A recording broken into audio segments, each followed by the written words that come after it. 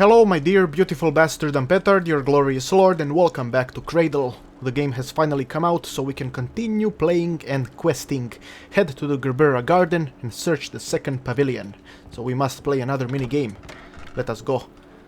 The weather is still fine. Later the weather is gonna go to shit completely. But for now it is beautiful. So let us go.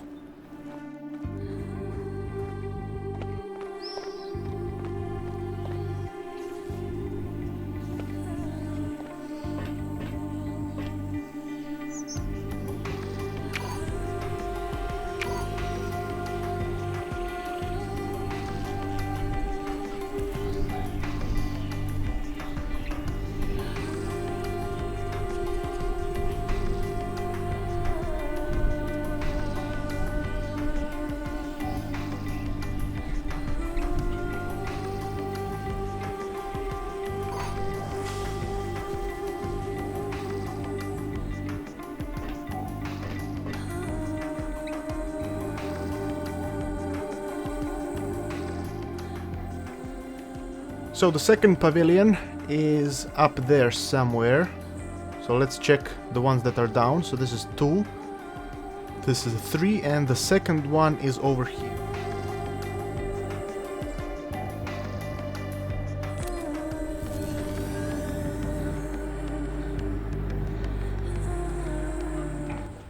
You wanted to know about the look screen. When you undergo a transfer, you put your palm over the palm of your future body and look into its eyes. It's like looking into a mirror. But this part is crucial. The transfer can't happen without it. Then you're immersed into a kind of peculiar state when you see yourself from the side. On a signal, you push off with your palm and a mirror appears between you. And then you're alone again, in your new body. Very interesting, thank you very much. I see you. Opening. Finally. Thank you very much. What took you so long? So let us play another mini-game. I'm gonna speed it up as well. And after that we're gonna get the new part.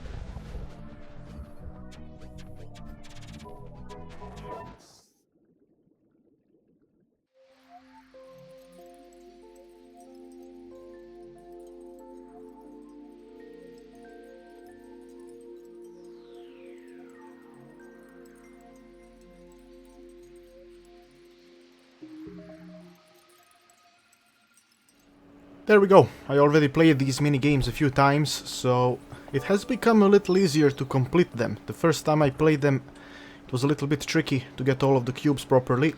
Kept fucking up. But now, I consider myself to be an expert at the mini games. I have noticed that a lot of people are bothered by the mini games. They don't really like them. They think that they don't fit the game well. Which is kind of true, but then again, this is all a part of something that was before.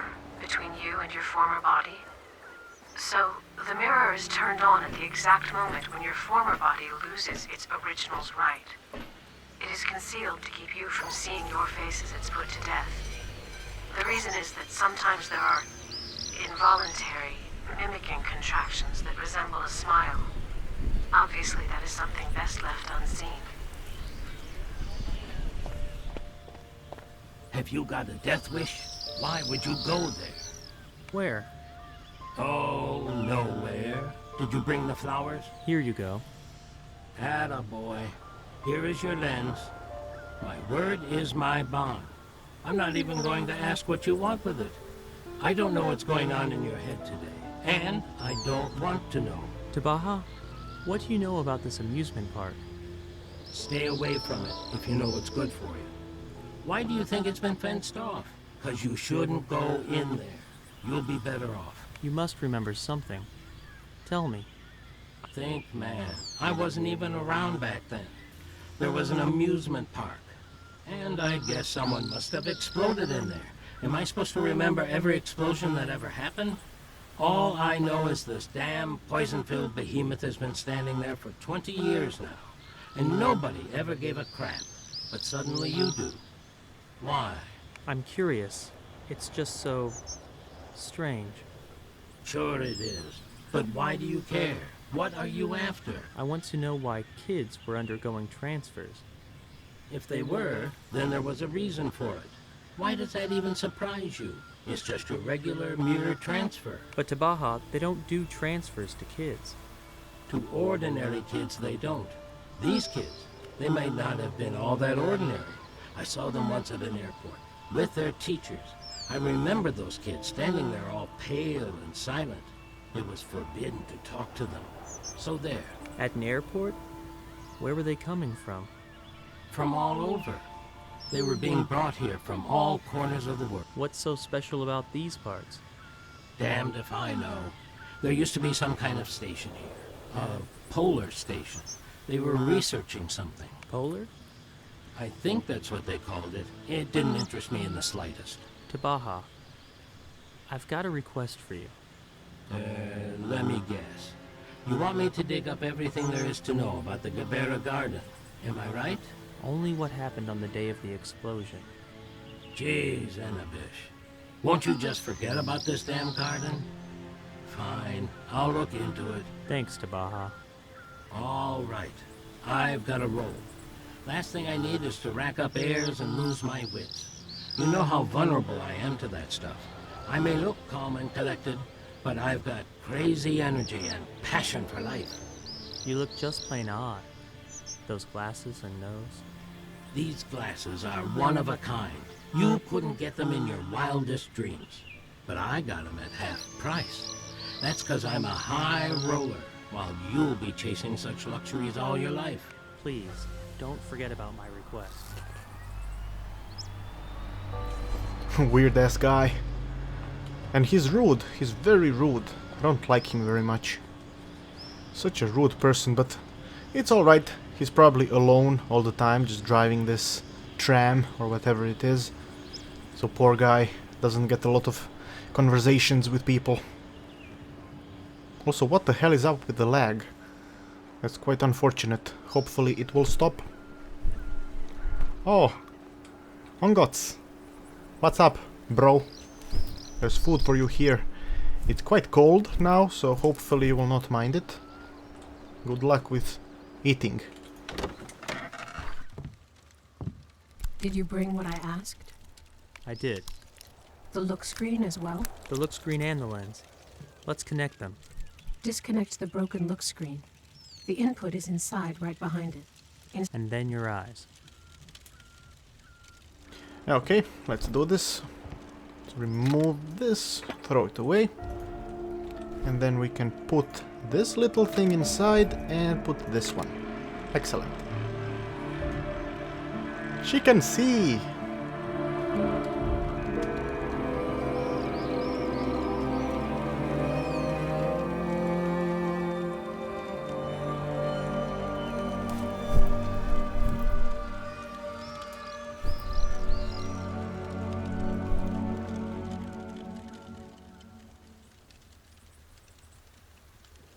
Well?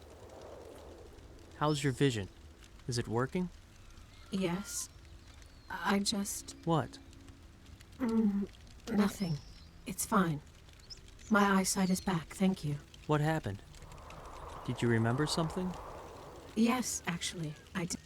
I know now why I wasn't on that list. Why weren't you? I wasn't on staff. I would come to the Petardia garden with the kids and go back with the same group. Meaning, I wasn't a full-time employee. I merely accompanied the children. Tabaha said those kids were accompanied by teachers.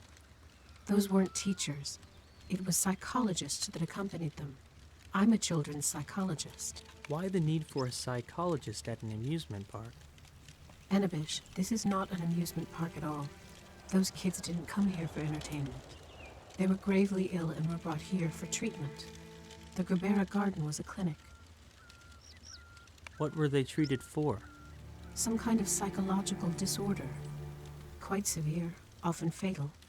But it's hard to say exactly what it was. I can't recall. You mean the transfer was their therapy? One part of it, yes. There was a whole set of measures. Body replacement was the final phase of the therapy. We also searched for parts and staged plays. They too were part of the treatment. Plays?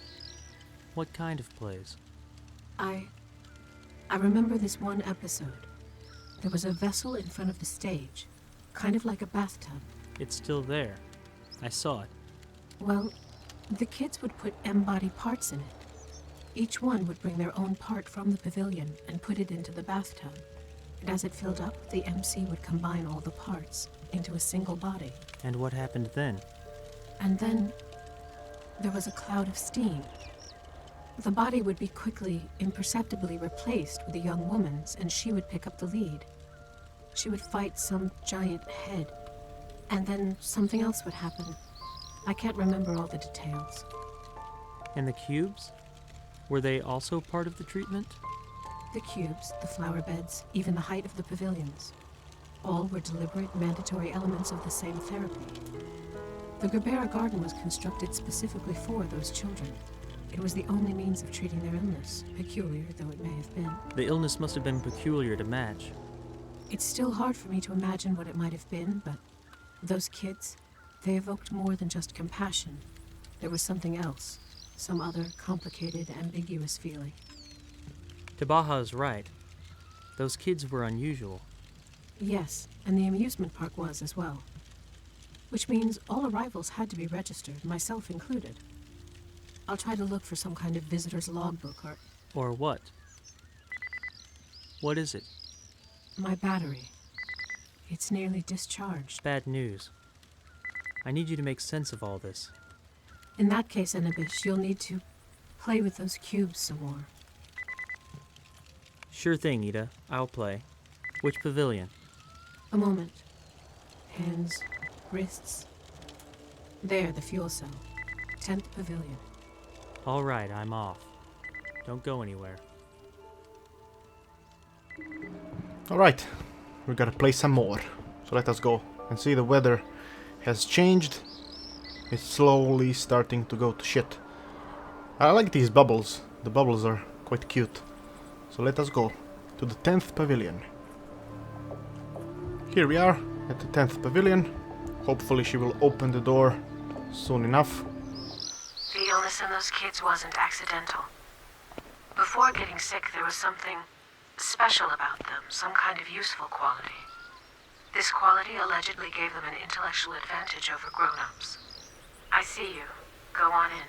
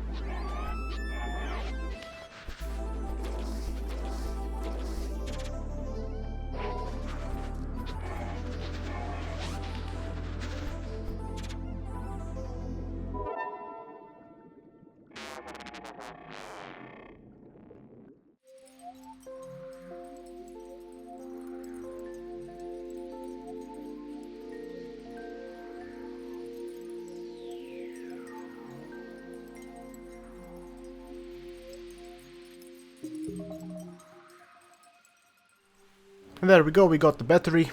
This one was a little bit tricky. I messed up, I fell on the ground. That is something that you shouldn't do, because you lose a few cubes then. But luckily, everything is fine. I managed to do it from the first try. So let us go back. I found out what special quality those kids had. They had exceptionally developed visual perception. Visual and aesthetic. For them, the shape, color, and the like of surrounding objects was of critical importance. Some things were beautiful in their eyes, others the definition of ugly. And here's the kicker. They were always in consensus. But it was that very ability that ultimately became their blight. The particulars, however, I still do not know.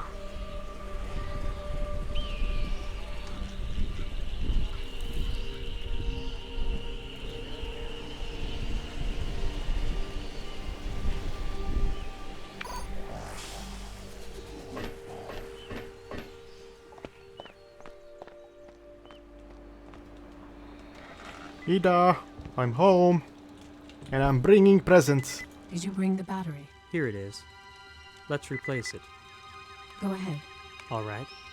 Here come the shake. Well, no way around that. Yeah. Shake it, baby, shake it. See you in a minute.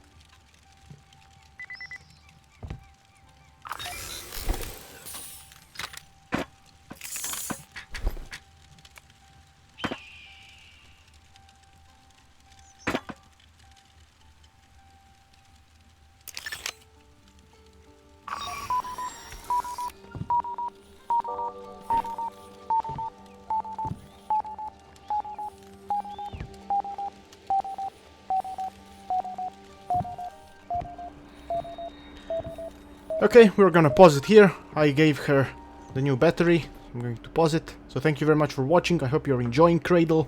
It is a very intriguing story that the game has. So hopefully you'll stick around, see the end of the story. A lot of people say they are disappointed, but hopefully you will not be. We shall see. I shall see you next time.